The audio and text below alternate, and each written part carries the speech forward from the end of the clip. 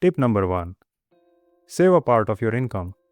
Set aside at least 10% of your income as soon as you get paid. Number 2. Prioritize your spending. Use 70 to 90% of your income on necessities and desires. But always remember, necessities first, desires later. Number 3. Invest wisely.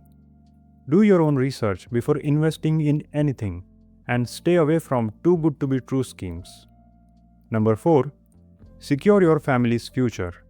Do some research and buy life and health insurance to safeguard your family's future. Number 5. Continuous learning.